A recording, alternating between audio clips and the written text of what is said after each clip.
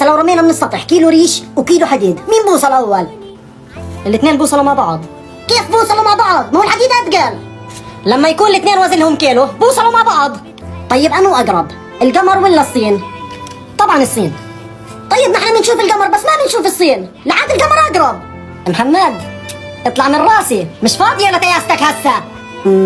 طب كمان سؤال، هسا مية الحنفية فيها مي باردة ومي سخنة، مية الشطاف ليش فيش فيها مي سخنة؟ ولكم بعدين.